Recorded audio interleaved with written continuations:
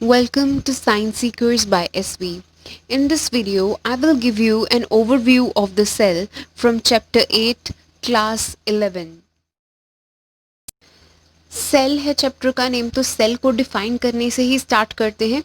Cell क्या है? It is the structural and functional unit of living beings, जिसके पास membrane covered मास होता है प्रोटोप्लाज्म का। अब स्ट्रक्चरल एंड फंक्शनल से क्या मीनिंग है कि जो भी लिविंग बीइंग की पूरी बॉडी है उसका जो स्ट्रक्चर है वो ये मेंटेन करेगा एंड जो फंक्शंस हैं उसको भी मेंटेन करके रखेगा।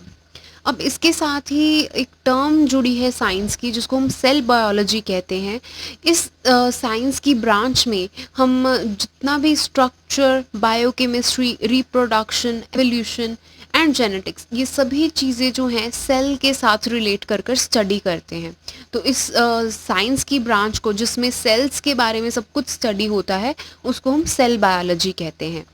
ना हमारी बॉडी में या किसी भी लिविंग ऑर्गेनिज्म की बॉडी में जो एक सेल है उसके पास इतनी एबिलिटी होती है कि वो एक अपना नया इंडिविजुअल बना दे, एंड इस एबिलिटी को, इस पोटेंशियल को हम टोटीपोटेंसी बोलते हैं।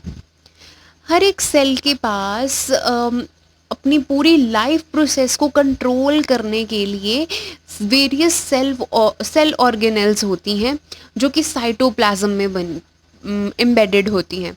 तो इन वजह से कि उसके पास सेल ऑर्गेनेल्स हैं जो कि अपना अपना फंक्शन करती हैं एंड वो पूरे लाइफ को कंट्रोल करके रखती हैं, उस वजह से हम सेल को बेसिक यूनिट ऑफ लाइफ बोलेंगे। बेसिक क्यों बोला गया है यहाँ पे? जैसे 9th क्लास में हमने किया था विद एन एग्जाम्पल कि एक बिल्डिंग को बनाने के लिए जो सबसे छोटा और ज़रूरी यूनिट है वो एक ब्रिक होती है, उसी तरह एक इंडिविजुअल की बॉडी में सब कुछ प्रॉपरली फंक्शन करने के लिए हमें एक सेल ज़रूर चाहिए। जैसे कि हमने ह्यूमन बॉडी में देखते हैं, हम we have number of systems, अलग अलग फंक्शनिंग के लिए अलग अलग सिस्टम्स बने हुए हैं।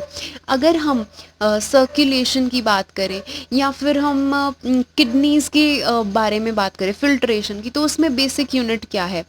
Nephron is the basic unit for filtration of nitrogenous waste from the body.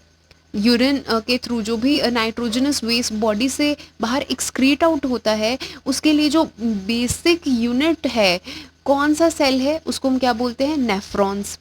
अगर हम कोऑर्डिनेशन की बात करें, ब्रेन की बात करें, तो उसमें जो बेसिक यूनिट होएगा वो क्या होगा? न्यूरॉन्स। तो ऐसे ही अगर हम रेस्पिरेटरी बात सिस्टम की बात करें तो उसमें एल्वियोलाइज एक बेसिक यूनिट होगी जिसके साथ ये पूरा सिस्टम एफिशिएंटली वर्क कर पाएगा।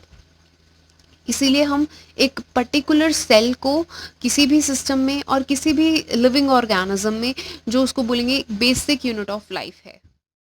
तो हम कुछ साइंटिस्ट के कंट्रीब्यूशन को देखेंगे जिन्होंने सेल स्ट्रक्चर इंट्रोड्यूस करने में बायोलॉजी में अपना अपना कंट्रीब्यूशन दिया। सबसे पहले है Anton van Leeuwenhoek. In year 1674 and 1683 Anton van Luke was the first scientist जिन्होंने लिविंग सेल को ऑब्जर्व किया in single celled organisms. Single celled organisms कौन होंगे? बैक्टीरिया, प्रोटोजोआ एक्सेट्रा, ये सभी आ जाएंगे। तो he was the first scientist जिन्होंने लिविंग सेल को ऑब्जर्व किया। आपको इन साइंटिस्ट के नेम और ईयर्स अच्छी तरह से याद होनी चाहिए from your exam point of view as well as NEET point of view. Second scientist जो है वो है Robert Brown. He observed the nucleus in orchid root cells. Orchid plant जो होता है उसके रूट सेल्स में से इन्होंने न्यूक्लियस को डिस्कवर कर दिया। थर्ड साइंटिस्ट है हमारे पास रॉबर्ट हुक। रॉबर्ट हुक को हम फादर ऑफ साइटोलॉजी भी बोलते हैं और इन्होंने क्या कंट्रीब्यूट किया? सेल के इंटरनल स्ट्रक्चर को स्टडी किया इन द कॉक सेल्स, और उसको किससे कंपेयर किया? जो हनी कॉम्ब होता है उसमें हम देखते हैं कि उसके जो सेल्स हैं वो कंपार्टमेंट में अरेंज हैं। तो रॉबर्ट हुक ने क्या ऑब्जर्व किया अपनी डिस्कवरी के दौरान कि जो इंटरनल स्ट्रक्चर है सेल्स का वो उसी कंपार्टमेंट की तरह ही अरेंज्ड रहता है। नेक्स्ट फोर्थ साइंटिस्ट जो है वो हमारे पास है एमजे शील्डन। 1838 में एमजे शील्डन ने प्लांट सेल्स को स्टडी करके ये रिजल्ट निकाला कि एक जो प्लांट सेल है वो cell wall, jelly like material and nucleus का बना होता है। इन तीन चीज़ों का बना होता है। और जो प्लांट सेल है वो डबल लाइफ स्पेंड करता है। वो कैसे? एक सेल है वो प्लांट की पूरे प्लांट की डेवलपमेंट में भी हेल्प करेगा और खुद की डेवलपमेंट भी करेगा, तो हो गया ना डबल लाइफ। नेक्स्ट जो हमारे पास साइंटिस्ट हैं वो है थियोडर सेचवैन। इन 1839 सेचवैन ने एनिमल सेल्स को स्टडी किया और प्लांट सेल्स के साथ कंपैरिजन करके ये रिजल्ट निकाला कि एनिमल सेल्स में सेल वॉल प्रेजेंट नहीं होती। अब अगर सेल वॉल नहीं है तो क्या होगा? थिन मेम्ब्रेनस कवरिंग्स होती हैं जो कि एनिमल सेल की एक्सटर्नल बाउंड्री पे प्रेजेंट होती हैं। और अगर हम प्लांट सेल्स की बात करें तो उनमें सेल वॉल के नीचे ये मेम्ब्रेनस कवरिंग्स होती हैं। फर्दर जो सेचवैन है उन्होंने सेल हाइपोथेसिस को इंट्रोड्यूस करवाया, और सेल हाइपोथेसिस क्या बोलता है कि जो एनिमल और प्लांट सेल्स हैं दोनों में जो भी उस सेल की पर्टिकुलर बॉडीज होती हैं वो एक स्पेसिफिक सेल के साथ ही बनी होती हैं जो कि उसी चीज़ का फंक्शन करता है, उस पर्टिकुलर बॉडी का। अब हम सेल थ्योरी के बारे में पढ़ेंगे। जो सेल थ्योरी है इनिशियली सिचुआन एंड शील्डन ने ही इंट्रोड्यूस की थी इन 1839। तो उन्होंने क्या स्टेटमेंट दिया था अपनी सेल थ्योरी में? दे सेड कि जो लिविंग बींग्स हैं उनकी जो बॉडीज़ हैं वो सेल से बनी होती हैं, सेल के जो एक्टिविटीज़ होती हैं उनसे जो प्रोडक्ट्स मिलते हैं उनसे बनी होती हैं। तो इंक्लूजन कि जो सेल है वो स्ट्रक्चरल फंक्शनल यूनिट है लिविंग बींग्स का, ये सिचुआन एंड शील्डन ने ही बताया था। फर्दर उन्होंने ये भी चीज़ इंक्लूड की थी उसमें अपनी थ्योरी में कि जो सेल है वो एक प्री एग्जिस्टिंग सेल से बना हुआ है। लेकिन इनकी थ्योरी से हमें ये नहीं पता चला कि नया सेल जो है वो कहाँ से बनता है। अब अगर एक प्री एग्जिस्टिंग सेल है तो उसका भी तो फर्स्ट वो भी तो किसी और सेल से बना हुआ है ना। तो जो नया सेल है बिल्कुल ब्रांड न्यू जो सेल होगा वो कहाँ से मिला, ये उनकी थ्योरी से क्लियर नहीं था। इसीलिए इस सेल थ्योरी में कुछ मॉडिफिकेशंस आई, और वो modifications Rudolf Virchow was the scientist जिन्होंने ये इंट्रोड्यूस की। एंड 1855 वाज द ईयर जब रुडोल्फ वर्च्यू ने मॉडर्न सेल थ्योरी को इंट्रोड्यूस किया इन दी बायोलॉजी। तो what Rudolf Virchow says, he said that एक जो सेल है वो डिवाइड करता जाएगा और नए नए सेल्स बनाता जाएगा, एंड वो उसका प्री एग्जिस्टिंग सेल जो होगा जो कि उस सेल से पहले वाला जो सेल होगा जिसकी डिवीजन होगी और फर्दर नए सेल्स बनेंगे, उस प्री एग्जिस्टिंग सेल को हम बोलेंगे ओमनिस सेलुला ई सेलुली। एंड जो सेल है उसमें large number of organelles present होंगे। इसी चैप्टर में हम फर्दर ऑर्गेनल्स पढ़ेंगे। इवन आपने 9th स्टैंडर्ड में भी कुछ सेल ऑर्गेनल्स के बारे में पढ़ा हुआ है, तो वो सेल ऑर्गेनल्स सेल्स में प्रेजेंट होंगे। थर्ड पॉइंट जो बताया रुडोल्फ वर्च्यू ने, ये बताया कि हर एक सेल जो है वो स्टोर हाउस है जेनेटिक मटेरियल का, ना सिर्फ खुद के लिए बट एक जो होल ऑर्गेनिज्म है उसकी पूरी बॉडी का फंक्शन करवाने के लिए जो रिस्पॉन्सिबल है वो सेल का जेनेटिक मटेरियल ही है। अब हम डिस्कस करते हैं the topic and overview of cell. तो ये जो सेल है, कोई भी सेल है वो जनरली डिफरेंट कंपार्टमेंट्स में डिवाइड हुआ होता है, एंड ईच कंपार्टमेंट, हर एक कंपार्टमेंट के पास ये तीन मेजर एलिमेंट्स होते ही हैं। ये तीन मेजर एलिमेंट्स क्या है? Outer envelope, genetic material and cytoplasm. तीनों को डिस्कस करेंगे सीक्वेंस में। तो सबसे पहले है आउटर एनवेल्प। सेल जो है वो आउटर स्ट्रक्चर में एक्सटर्नली जो सेल है वो कवर्ड रहता है विद द आउटर मेम्ब्रेन, और इस आउटर मेम्ब्रेन को हम प्लाज्मा मेम्ब्रेन बोलते हैं या प्लाज्मा लिमा बोलते हैं। जो सेल वॉल है प्लांट सेल्स के केस में ही प्रेजेंट रहती है और उनका एक करेक्टरिस्टिक फीचर्स है। फर्दर ये जो आउटर एनवेल्प जिसको हमने प्लाज्मा मेम्ब्रेन बोला, इसका फंक्शन क्या होगा? ये प्रोटेक्शन प्रोवाइड करेगा, रिजिडिटी देगा एक सेल को, और अगर रिजिडिटी दे रहा है तो उसकी शेप जो है उसको भी मेंटेन करके रखेगा, एक सेल की शेप को।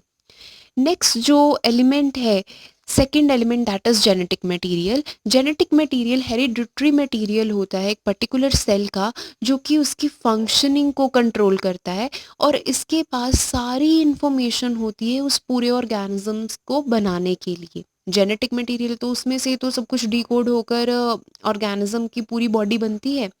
अगर हम यूकैरियोटिक सेल्स की बात करें तो इनमें जो जेनेटिक मटेरियल है वो इनक्लोज्ड रहता है inside the nucleus as chromatin material. Nucleus का अपना एक मेम्ब्रेन होता है, डबल मेम्ब्रेनस होता है, नेक्स्ट इस चैप्टर में पढ़ेंगे हम। तो वो उस न्यूक्लियस के अंदर जो जेनेटिक मटेरियल है वो क्रोमेटिन मटेरियल की फॉर्म में इनक्लोज रहता है, बंद रहता है। लेकिन प्रोकैरियोटिक सेल्स के केस में क्या है, ये जेनेटिक मटेरियल फ्रीली प्रेजेंट रहता है साइटोप्लाज्म के अंदर, वो ऐसे ही मूव करता रहता है एंड कॉइल्ड अप स्ट्रक्चर्स होते हैं, तो ये किसी भी मेम्ब्रेन के अंदर बाउंड नहीं रहेगा। तो इसका लोकेशन भी चेंज हो रहा है, प्रोकैरियोटिक सेल्स में है, एंड इसका थोड़ा सा फॉर्म भी चेंज हो रहा है, फ्रीली एग्जिस्ट कर रहा है, तो इसका नेम हम रखेंगे न्यूक्लियोइड। तो जेनेटिक मटेरियल जो है यूकैरियोटिक सेल्स में है न्यूक्लियस के अंदर, एंड प्रोकैरियोटिक सेल्स में उसको हम बोलेंगे न्यूक्लियोइड। थर्ड एलिमेंट है cytoplasm. Cytoplasm semi fluid like matrix होगा जो कि न्यूक्लियर रीजन और आउटर एनवेल्प के बीच में प्रेजेंट होगा। ये वो एरिया रहता है सेल का जिसमें सबसे ज़्यादा सेलुलर एक्टिविटीज़ होते हैं, ताकि ये सेल जो है वो लिविंग रहे, जिंदा रहे। एंड जितने भी सेल ऑर्गेनेल्स हैं, एक पर्टिकुलर सेल में कितने भी सेल ऑर्गेनेल्स होंगे वो इसी साइटोप्लाज्म में प्रेजेंट रहते हैं। जो सेल ऑर्गेनेल्स हैं इनको हम फर्दर 3 टाइप्स में डिवाइड करते हैं। First is membraneless cell organelles, इसमें एग्जांपल आ जाती है ribosomes, centrioles. Second is single membrane cell organelle, इसमें एग्जांपल आ जाती है endoplasmic reticulum, Golgi complex, microbodies. मतलब कि जो मेम्ब्रेन होगा वो सिर्फ सिंगल लेयर्ड होगा। थर्ड कैटेगरी जो है, थर्ड टाइप जो है सेल ऑर्गेनेल्स का, वो ये है डबल मेम्ब्रेन सेल ऑर्गेनेल्स। इसमें एग्जांपल है माइटोकॉन्ड्रिया एंड प्लास्टिड्स। प्लास्टिड जो है वो सिर्फ प्लांट सेल्स में ही एग्जिस्ट करेंगे, तो इनका जो मेम्ब्रेन होगा वो डबल होगा, दैट इज एक इनर मेम्ब्रेन होगा, एक आउटर मेम्ब्रेन होगा। जब हम ये सेल ऑर्गेनेल्स डिस्कस करेंगे तो काफ़ी एक्सप्लेन में मैं आपको सब कुछ बताऊंगी कि डबल मेम्ब्रेन कैसे होता है, क्या क्या फंक्शंस होते हैं। फर्दर जो अभी हमने मेम्ब्रेनलेस सेल ऑर्गेनेल्स पढ़े, दैट इज रिबोसोम्स उसमें किए। रिबोसोम्स जो हैं वो साइटोप्लाज्म में प्रेजेंट रहेंगे, एंडोप्लाज्मिक रेटिकुलम के सरफेस पे प्रेजेंट रहेंगे, माइटोकॉन्ड्रिया एंड क्लोरोप्लास्ट के अंदर प्रेजेंट रहेंगे। तो साइटोप्लाज्म की लोकेशन 4 जगह हो गई। रिबोसोम्स की जो लोकेशन है वो 4 जगह पे होगी, साइटोप्लाज्म में, ईआर में and mitochondria with chloro. Now अब हम सेल के शेप के बारे में बात करेंगे। जो सेल की एक पर्टिकुलर शेप होती है वो काफ़ी फैक्टर्स पे डिपेंड करती है। सबसे पहले होता है कि वो सेल किस चीज़ के लिए फंक्शन कर रहा है, देन उस सेल की पोजीशनिंग, फिर जो स्केलेटन है उस सेल का, जो स्केलेटन स्ट्रक्चर है वो कैसा है, सेल वॉल प्रेजेंट है या नहीं, या फिर म्यूचुअल कंप्रेशन। तो इन सारी चीज़ों पे सेल की शेप डिपेंड करती है। सबसे पहले हम देखेंगे इस सेल के फंक्शन के लिए। आरबीसीज हम लोअर क्लासेस में ही पढ़ते आ रहे हैं, तो इनका शेप कैसा होता है, सर्कुलर एंड बाइकनकेव, ताकि ये इजीली जो नैरो ब्लड कैपिलरीज है वहाँ से पास आउट हो सके, तो इसका शेप उसके अकॉर्डिंग बना होता है। जो डब्ल्यूबीसीज हैं उनका इरेगुलर शेप होता है, जिसको हम अमीबॉइड शेप बोल देते हैं। वो इसलिए होता है, सेम रीज़न है आरबीसीज वाला, कि वो इजीली ब्लड कैपिलरीज में से स्क्वीज आउट हो जाए। फर्दर हम मसल सेल्स को ऑब्जर्व करते हैं, वो कैसे होंगे, इलोंगेटेड होंगे, ताकि उनका कॉन्ट्रैक्शन रिलैक्सेशन वाला प्रोसेस अच्छे से चल चल जाए। नेक्स्ट नर्व सेल्स की बात करते हैं, ये काफ़ी लॉन्ग होते हैं ताकि नर्व इम्पल्स को अच्छी तरह से कंडक्ट कर सके throughout the body to the brain. Then intestinal wall के जो सेल्स होते हैं वे जनरली कॉलमिनार सेल्स होते हैं, एंड ये माइक्रोविलाई में कॉलमिनार सेल्स प्रेजेंट होते हैं। माइक्रोविलाई हमने 10th क्लास में पढ़ा हुआ है डाइजेस्टिव सिस्टम के अंडर, तो ये जो है कॉलमिनार शेप होगी। देन गार्ड सेल्स जो हम स्टोमेटा में पढ़ते हैं वो डम्बल शेप्ड होते हैं या रेनिफॉर्म होते हैं। किस लिए होते हैं, इट्स बिकॉज कि वो जो स्टोमेटा की ओपनिंग और क्लोजिंग है वो एफिशिएंटली हो पाए पर्टिकुलर प्लांट में। प्लांट्स में और सेल्स की बात करते हैं तो वेसल्स हैं या सीव ट्यूब्स हैं जो कि इलोंगेटेड अरेंज्ड होते हैं इन पाइल्स, तो कि उनकी जो प्रॉपर जो ट्रांसपोर्टेशन है वो इजीली कंडक्ट हो पाए। Then on the basis of position, जो सेल्स हैं वो फ्लैट हो सकते हैं, पैलिसेड हो सकते हैं या पॉलीगनल हो सकते हैं डिपेंडिंग ऑन द पोजीशन। जैसे कि हमारे एपिथेलियल सेल्स हैं, स्किन के जो सेल्स हैं वो जनरली फ्लैट होंगे। स्किन की 4 लेयर्स होती हैं, लेकिन उसमें जो उसमें लेयर्स में भी सेल प्रेजेंट है, सेल से ये टिश्यू बना है।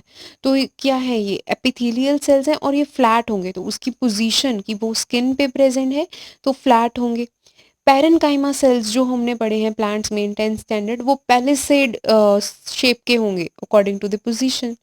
कॉर्टिकल सेल्स जो होते हैं again in plant cells, plant के कॉर्टेक्स में होगा, वो पॉलीगनल शेप में होते हैं। नेक्स्ट हम देखते हैं on the basis of the cell wall. जो यंग स्टेज होती हैं उसमें जो सेल वॉल है वो शेप एंड रिजिडिटी प्रोवाइड करती हैं, एंड जो मेच्योरिटी पे है तब ये अपना जनरली जो फंक्शन है सेल वॉल का प्रोटेक्शन का वो करती है। म्यूचुअल कंप्रेशन से भी जो सेल है वो पॉलीगनल शेप अटेन कर लेते हैं। Next on the basis of skeleton, dinoflagellates, protozoas, diatoms, ऐसे सेल्स को जब ऐसे ऑर्गेनिजम्स के सेल को जब हम देखते हैं तो वी ऑब्जर्व कि इनका जो कॉम्प्लेक्स शेप है, इनके सेल्स का कॉम्प्लेक्स जो शेप है वो उनके स्केलेटन की वजह से है। क्यों? क्योंकि उन्होंने सपोर्ट प्रोवाइड करना होता है उस ऑर्गेनिज्म को। नेक्स्ट हम बात करेंगे सेल के साइज़ की। तो सेल जो हैं वो जनरली स्मॉल साइज़ के होते हैं, काफ़ी स्मॉल साइज़ के होते हैं, and we can only observe them under electron microscope. Electron microscope से आई रिमेंबर कि Knoll and Ruska are the scientist जिन्होंने इलेक्ट्रॉन माइक्रोस्कोप को डिस्कवर किया था। अब हम देखते हैं जो सबसे छोटा सेल है उसको हम कहते हैं PPLO, that is pleuropneumonia like organisms.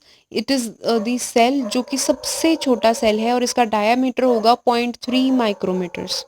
Then जो बैक्टीरिया है उसका जो साइज़ है वो वेरी करेगा फ्रॉम 0.3 टू 5 माइक्रोमीटर्स। अगर हम यूनिसेलुलर यूकेरियोट्स की बात करें तो उनका जो साइज़ है वो जनरली वेरी होता है फ्रॉम 1 टू 100 माइक्रोमीटर्स। एग्जाम्पल्स इसमें है एसिटाबुलेरिया, क्लिमिडोमोनास, कॉलेरा, तो ये एग्जाम्पल्स हैं। फर्दर हमारे पास मल्टी सेलर यूक्रियोट्स हैं, इनका जो साइज़ है वो जनरली 5 टू 100 माइक्रोमीटर्स तक वेरी करता है, लेकिन जो एवरेज साइज़ है जो कि larger number of eukaryotic multi cellular organisms में देखने को मिलता है वो रहेगा 20 टू 30 माइक्रोमीटर्स। एग्जाम्पल इसमें है human RBCs, it has a diameter of 7 micrometers. Human sperm 60 micrometer size रहेगा। Human egg 100 micrometers. Striated muscles की बात करें तो it will be 1000 to 40,000 micrometers long रहेगा और 30 टू 80 माइक्रोमीटर्स डायमीटर में इसका साइज रहेगा।